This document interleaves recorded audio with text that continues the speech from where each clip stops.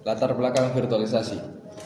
Virtualisasi memungkinkan satu perangkat keras fisik menjalankan banyak sistem operasi. Ini meningkatkan efisiensi pemanfaatan sumber daya. Teknologi ini menjadi tulang punggung layanan cloud modern. Ini mendukung banyak aplikasi digital. Dimulai tahun 1964, lalu 1972 VMware mengembangkannya untuk arsitektur X6. Tantangan driver dalam lingkungan virtual. 1. Kompatibilitas. Driver harus kompatibel dengan lapisan virtualisasi dan OS tamu. 2. Stabilitas. Driver harus tahan terhadap gangguan akibat isolasi sumber daya. 3. Performa. Overheat virtualisasi dapat menurunkan performa driver. 4. Keamanan. Driver rentan terhadap eksploitasi seperti VM escape. Driver perangkat lunak menghubungkan sistem operasi dengan perangkat keras. Dalam lingkungan virtual, driver berinteraksi dengan hypervisor, bukan langsung dengan perangkat keras fisik. Jenis-jenis virtualisasi. 1. Virtualisasi server, menjalankan beberapa OS seperti server fisik. 2. Virtualisasi desktop, mengakses desktop dari VM di server pusat. 3. Virtualisasi aplikasi, menjalankan aplikasi terpisah dari OS utama. 4. Virtualisasi jaringan, menyimulasikan komponen jaringan secara virtual. 5. Virtualisasi penyimpanan, menggabungkan beberapa perangkat penyimpanan. Komponen utama virtualisasi. 1. Hypervisor.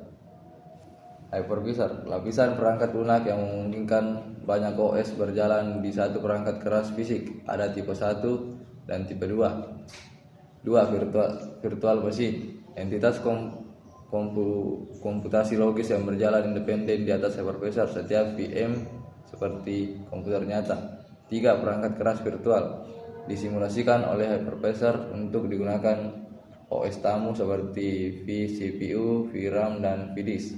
4. Jaringan virtual, memungkinkan VM berkomunikasi melalui perangkat jaringan yang disimulasikan. Manfaat virtualisasi. Portabilitas. Mesin virtual dapat dipindahkan antar host fisik tanpa konfigurasi ulang. Isolasi. Setiap VM berjalan terpisah. Kegagalan satu VM tidak mempengaruhi yang lain. Efisien sumber daya, memaksimalkan pemanfaatan perangkat keras dengan banyaknya VM. Fleksibilitas, mempermudah deployment, pengujian, dan pengelolaan sistem. Performa dan stabilitas driver. Yang pertama itu driver dipengaruhi oleh tipe hypervisor dan konfigurasi virtualisasi. Riset Metomica dari 2023 membandingkan performa CPU, RAM, disk, dan throughput. VMware, vSphere, Axis, dan Proxmox menunjukkan performa lebih baik untuk banyaknya VM.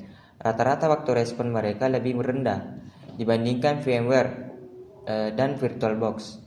Stabilitas driver dipengaruhi kemampuan menangani interrupt, error handling, dan kompatibilitas OS tamu atau hypervisor.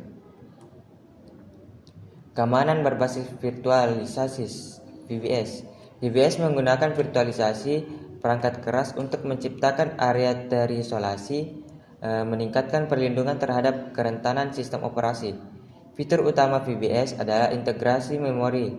Ini memastikan hanya driver dan file system terpercaya yang dimuat. Driver harus kompatibel dengan integritas memori. Hypervisor memantau akses ke MSR untuk keamanan. Pengujian kompatibilitas driver dengan fitur keamanan sangat penting. Metodologi penelitian.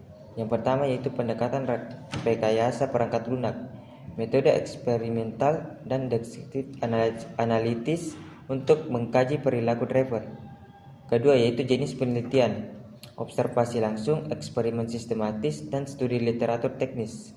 Ketiga, metode pengumpulan data. Driver harus tahap terhadap gangguan akibat isolasi sumber daya.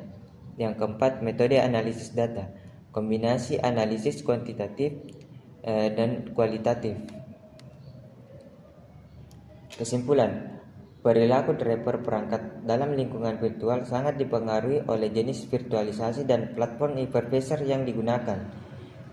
Hypervisor tipe 1 seperti VMware, Axis, dan Proxmox menunjukkan performa dan stabilitas yang lebih tinggi dibandingkan hypervisor tipe 2, yaitu seperti VMware Workspace atau VirtualBox. Ini berdampak langsung pada efektivitas dan efisiensi driver, terutama dalam hal latensi, respons sistem, dan pemanfaatan sumber daya. Selain itu, virtualisasi berbasis kontainer seperti Docker menunjukkan keunggulan dalam kestabilan dan performa jaringan, bahkan saat berada di bawah beban atau serangan tertentu. Namun meskipun memberikan isolasi yang ringan dan efisien, pendekatan ini tetap memiliki keterbatasan jika dibandingkan dengan virtual machine dalam hal kontrol terhadap perangkat keras. Itulah tadi penjelasan dari kelompok kami. Wassalamualaikum warahmatullahi wabarakatuh.